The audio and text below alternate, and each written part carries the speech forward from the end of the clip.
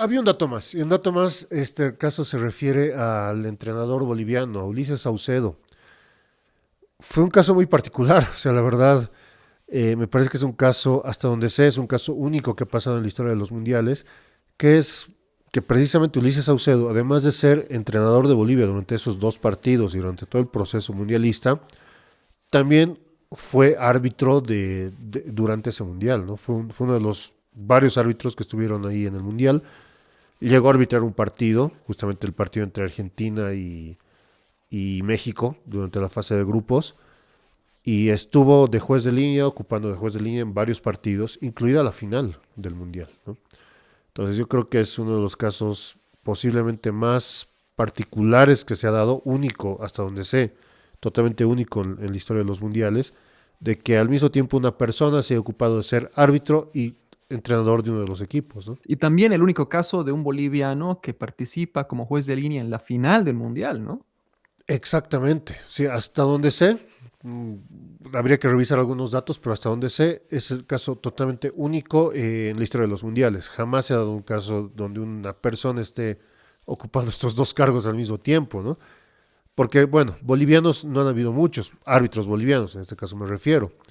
Eh, Podemos darnos cuenta que tal vez el primer árbitro FIFA que ha tenido Bolivia ha venido a finales de la década del 40, recién, que era el señor de apellido Paredes, que era un árbitro paseño, que jamás estuvo arbitrando en ningún torneo, salvo un par de Copas Américas, no estuvo jamás en un mundial.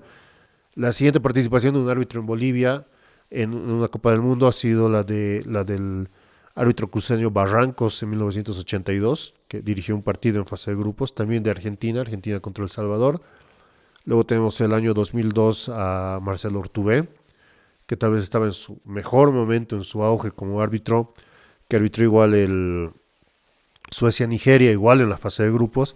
Y tal vez el último caso más reciente, que fue el año 2018, de Gary Vargas, que en realidad él se especializó en el tema de lo que era el arbitraje VAR y estuvo en la sala de VAR durante varios partidos. No tengo el dato exacto de cuántos partidos estuvo Gary Vargas, pero claro, él no estuvo como árbitro central en ninguno de los partidos, sino simplemente como encargado del VAR en varios de ellos, ¿no?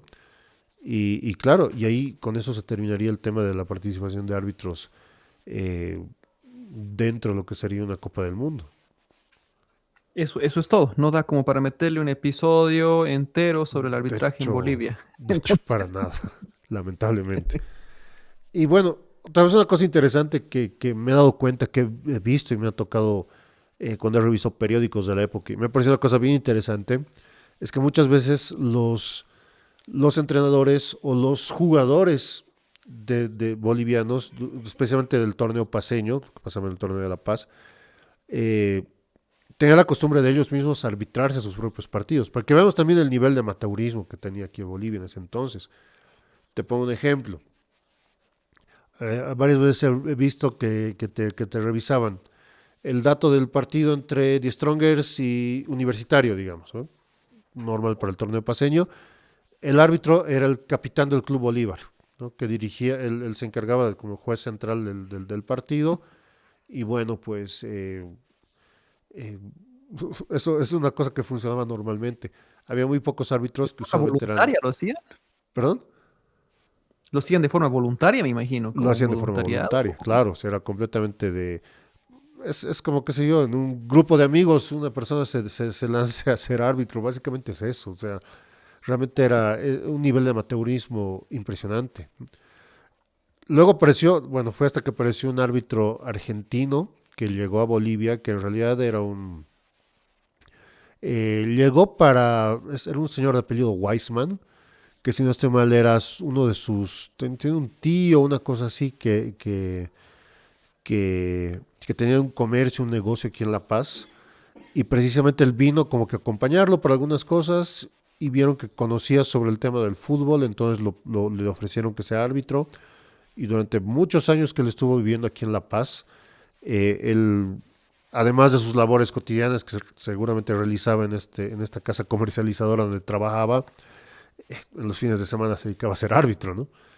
Y claro, ese fue como uno de los puntos de partida para lo que sería la labor de los árbitros. El otro caso parecido es el del famoso Julio Borelli Viterito, que nosotros lo conocemos principalmente por el nombre del Coliseo Cerrado, que obviamente este señor, que era un uruguayo de nacimiento, igual llegó a La Paz especialmente para ser entrenador, pero paralelamente también se dedicó a ser árbitro y periodista deportivo, entonces como que acabó haciendo varias cosas dentro de lo que era la labor futbolera de Bolivia.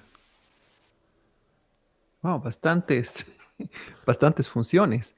Exacto, o sea, como nos podemos dar cuenta, algo demasiado amateur, ¿no? Porque realmente ni este señor Weisman ni Borelli del arbitraje no recibían absolutamente nada, ¿no? Pero ellos como que sentaron la base para la llegada ya de árbitros locales que se dedicaron formalmente a ser árbitros. Algo que, Ya por diversión.